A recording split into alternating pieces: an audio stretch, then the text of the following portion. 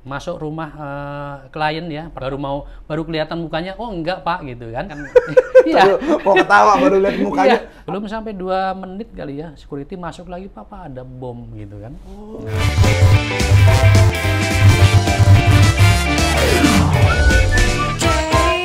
Video podcast inspiratif. Yes, kembali lagi di Ceriwis Podcast yang inspiratif dan juga komunikatif, tentunya konstruktif buat Anda semua. Jangan lupa untuk subscribe dulu ya. Subscribe, kemudian diklik loncengnya untuk mendapatkan notifikasi.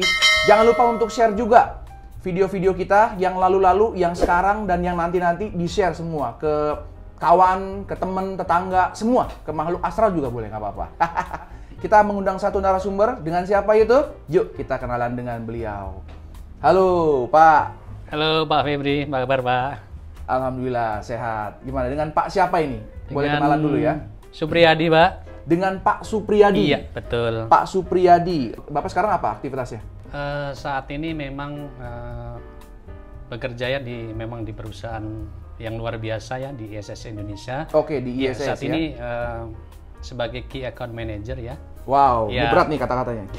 Key Account Manager ya. Jadi memang sebenarnya saya join di ISS Indonesia ini 4 November 2013. Jadi kurang lebih 8 tahun ya sampai saat ini. 8 tahun ya. Sekarang di Key Account tadi apa? Kayak Key Account Manager. Ya, Key Account Manager di ISS. Handle di food and beverage ya.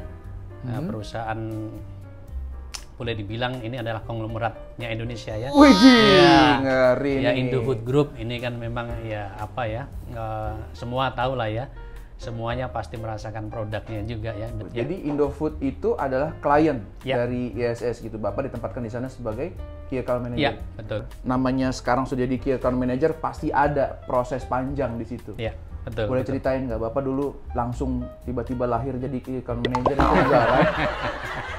Boleh nggak cerita? Iya, boleh Pak. Jadi memang perlu diketahui saya juga berasal dari kampung ya, salah satu sudut di kota Yogyakarta ya. Waduh, ini ada lagunya nih. Jadi memang dulu saya di awal lulus SMA itu memang bercita-cita pengen menjadi guru ya. Waktu pilihan saya adalah PGSD, Pendidikan Guru Sekolah Dasar. Kenapa? Enak gitu kan, nggak beda dengan mungkin guru SMA ya, mungkin bandelnya beda, tapi kalau SD kan masih itu ya. Itu ya.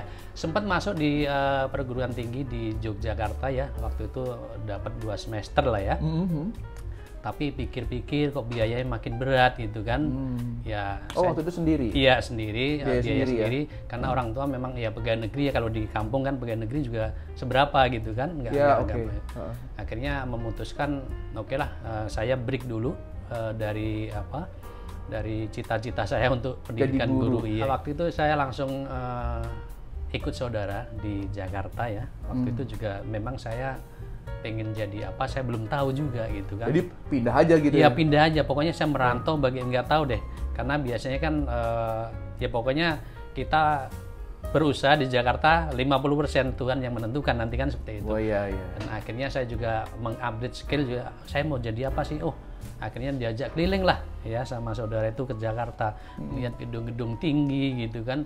Wah enak kali ya kalau kerja seperti ini gitu kan. Akhirnya karena nggak punya skill ya, akhirnya saya kursus ada komputer, ada dulu zamannya masih ada kursus ketik juga gitu kan. Wow. Masih ada. Jahit enggak.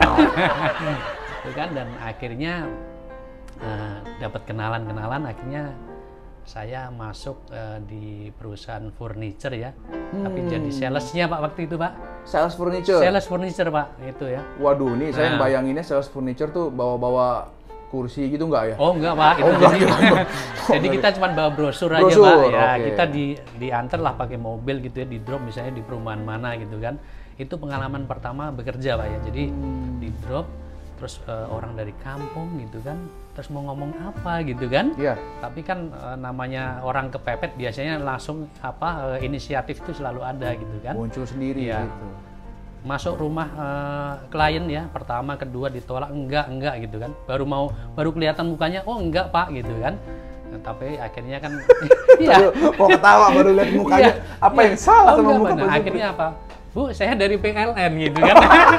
Oh, ada apa gitu kan? Oh, enggak, mau ngecek aja, iseng-iseng ngecek PLN. Oh, bagus gitu kan. Bu mau lihat-lihat brosur nggak? Akhirnya begitu kan. Nah, tapi akhirnya ya cukup berhasil itu kan. Akhirnya ya lumayan lah, paling tidak ada yang ibu-ibu yang lihat brosur gitu kan, nanya-nanya harga gitu kan. Dan akhirnya ya selama kurang lebih 3 bulan ya. Dan itu pengalaman yang sangat terkesan adalah saya pagi di drop mobil dan seharian kan keliling ke komplek ya, seharian. Seharian itu? Seharian ya. Dan saya yang sedikit ketawa itu sepatu tuh sampai bolong. Iya, karena jalan ya. Sepatu Muter. baru beli, Abis. itu iya nggak sampai 2 minggu tuh sudah bolong.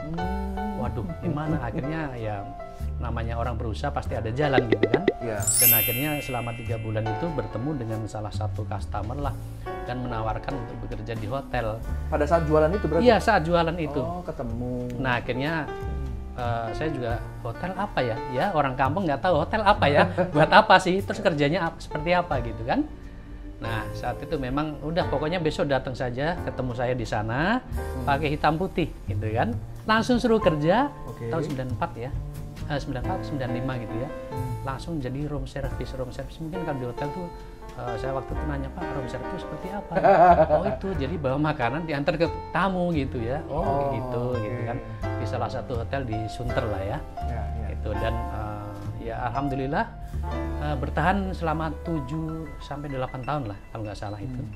Nah, tetapi saya berpikir ya, apakah saya selamanya akan jadi seperti ini? Room service terus? Iya, room service terus. Sempat beberapa waktu itu ada room service sampai doorman terakhir. Oh, oke. Doorman, Oh, puter-puter lah ya? Iya, puter-puter terus. Dan karena memang kalau boleh dibilang memang tempatnya mencari uang di sana. Kok bisa dibilang Iya, gitu? karena memang sangat loyal. Setiap tamu itu kayaknya loyal tips banget. ya? Iya, tipnya itu cukup besar gitu ya. Dan itu mungkin selama 7 tahun itu saya cukup punya tabungan yang lumayan gitu kan. Tetapi dalam hati apakah dengan uang seperti ini terus saya akan Begitu tetap terus di comfort zone seperti Iya, ini iya, gitu betul. kan. Dan akhirnya saya berpikir, saya harus sekolah lagi kalau mau lebih dapat hotel yang lebih tinggi lagi gitu kan. Nah, akhirnya saya nyari-nyari dan ketemu teman, masuklah di salah satu akademi ya, Akademi apa itu waktu itu? Akademi Pariwisata Jakarta milik Pemda waktu itu. Oh, Akademi Pariwisata Iya. perhotelan berarti Iya, khusus daerah, seperti itu ya? daerah Yarsi situ ya. Langsung dapat setahun Pak masuk, karena saya sudah pengalaman di hotel cukup lumayan. Ya. Akhirnya dosen juga siapa yang bekerja saat ini, ada 2 orang waktu itu. Oke. Jadi memang saya dibebaskan, mau masuk terserah, nggak masuk bebas Kok pokoknya. bisa? Iya, jadi memang karena sudah pelajarannya sudah tahu semua. Karena udah praktek Betul, ya makanya duluan. setiap ada front office, dosennya nggak masuk, di saya yang suruh menyampaikan front office di sana. Asdos dong, Nah, asisten seperti dosen. itu ya. Dan akhirnya memang baru dapat 2 semester lah ya.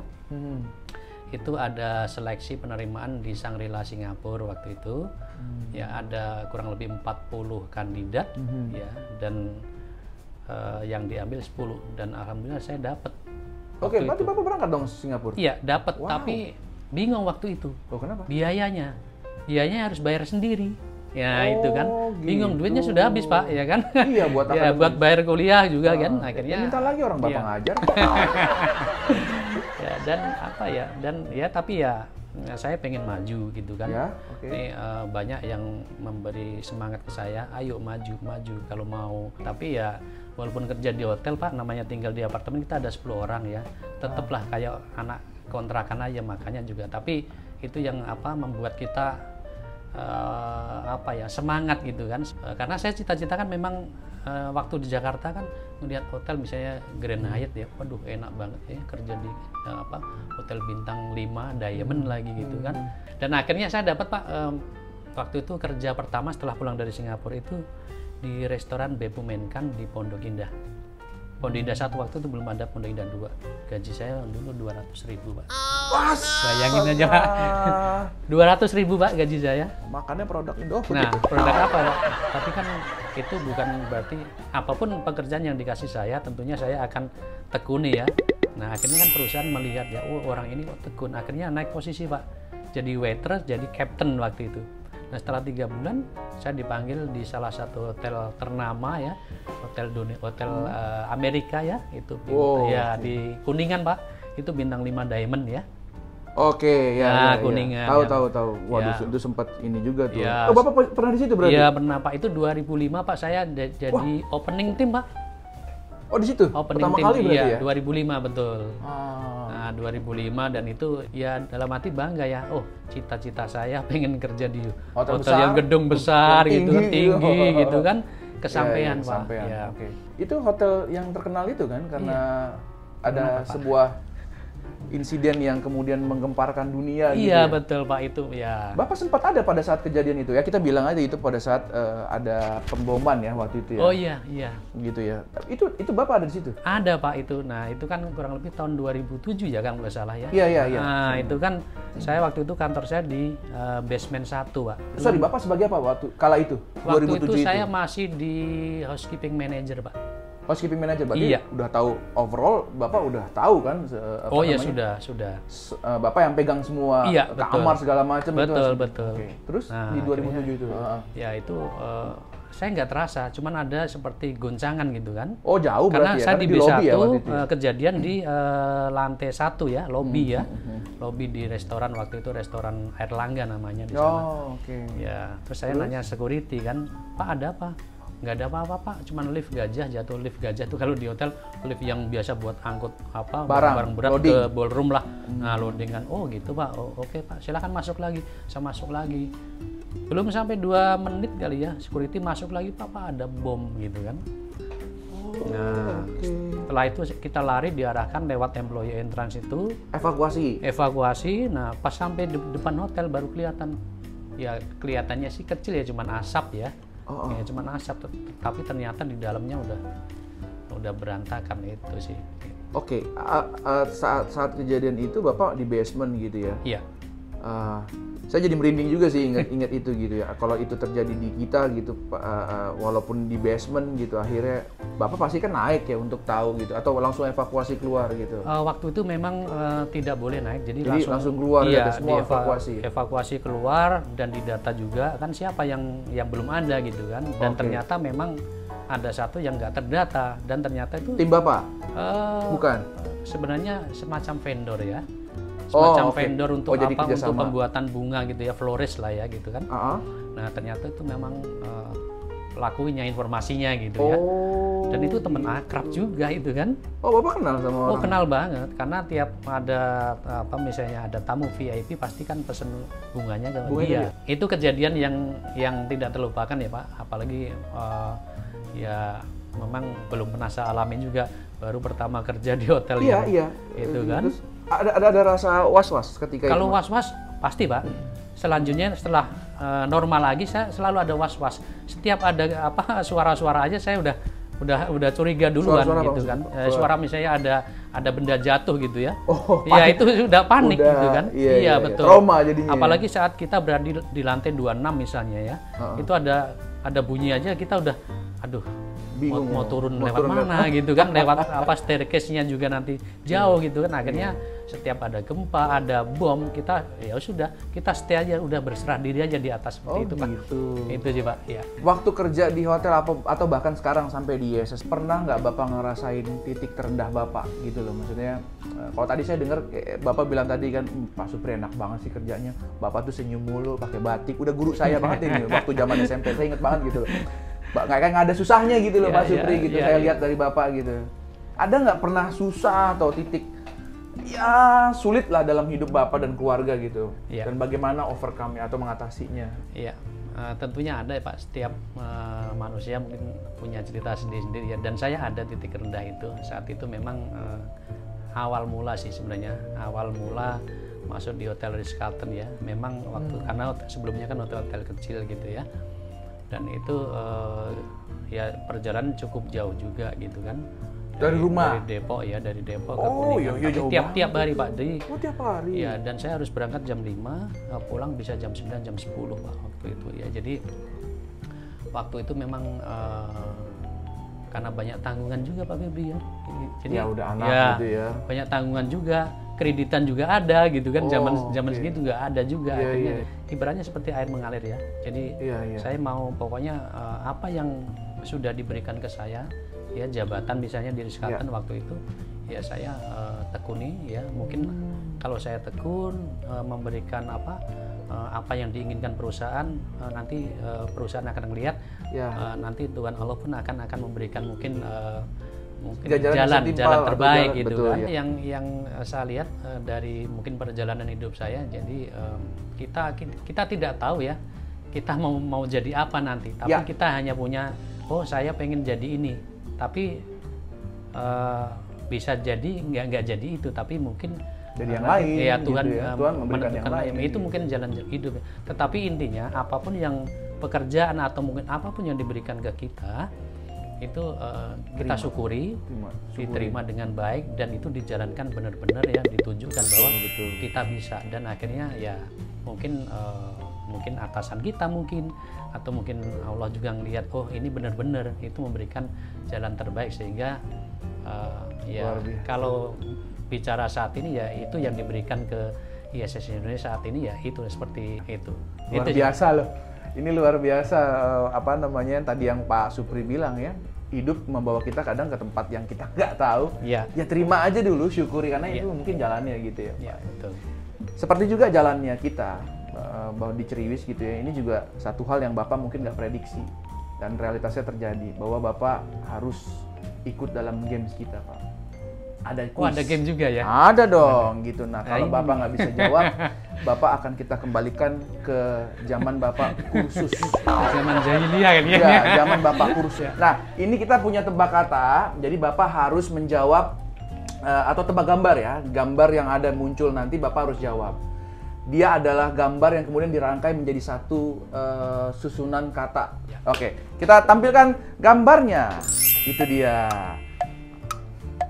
Apa kira-kira, Pak? Nah, itu ada dua gambar yang kemudian dirangkai jadi satu, sebuah itu. Apa? Jalan tikus ya. Mudah sekali ya. Satu gaya luar biasa loh. Satu gambar apa, dua? Ada lagi. Ada lagi ya? Ada dua. Ada lagi, satu lagi nih, Pak. Silakan. Nah, ini agak susah memang ya. Itu. Itu apa ya? Itu catur, hilang. Obor B-nya hilang. Kalau obor B-nya hilang, berarti Oor ya, koordinasi ya, koordinasi ya. Oke, itu tadi games kita, dan great viewers semuanya. Tadi kita sudah mendengarkan historicalnya Pak Supri, perjalanan hidupnya gitu ya. Memang nggak mudah, kemudian ada insiden juga gitu di dalamnya. Pada saat itu ada kejadian bom ya, kemudian ya ada impactnya ke kehidupan Bapak, sehingga Bapak Pak Supri ini jadi punya pengalaman gitu ya, untuk bisa membawa pengalaman itu ke pekerjaan yang selanjutnya. Jadi mungkin great viewers sekalian ya begitulah. Satu kali apa mungkin quotes ya, atau yang bisa Bapak sampaikan buat teman-teman atau great viewers yang ada di Ceriwis sekarang ini, kira-kira apa yang bisa Bapak sharing gitu ya? Mungkin sebuah nasihat atau petuah gitu dari Bapak yang Pak Supri yang kalem, yang wajahnya seperti guru SMP saya gitu ya. Ada yang mungkin petuah-petuah nasihat, kan biasa guru gitu ada banyak ya petuah ya. Bener gak sih? Ya paling nggak Bapak nggak lulus itu, tapi ada petuah lah ya. Pasti ada guru dalam hidup lah gitu. Nah, apa yang kira-kira mungkin yang bisa Bapak sampaikan ke teman-teman semua yang mendengarkan atau melihat? Satu mungkin satu kalimat dari saya. Jadi apapun pekerjaan yang diberikan, karena itu adalah pemberian Tuhan ya. Jadi itu tekuni dengan semangat, dengan jujur ya, dan nanti untuk kedepannya tentunya Tuhan akan melihat itu, dan atasan akan melihat itu, dan kita tidak tahu apa yang akan terjadi di kemudian hari. Ya. Gitu. Itu. Jadi penting ya, setiap kali kita undang narasumber pasti poinnya itu sama gitu. Ternyata itu terjadi ya, bahwa kita harus tekuni, ya terima dulu pertama, terima, syukuri, kemudian tekuni ya. Pasti ada yang ngelihat gitu ya. Oke, sekian dari saya Febri dan Pak Supri. Sampai berjumpa lagi ya, great viewers sekalian di Ceriwis yang akan datang. Bye. Dadah Pak.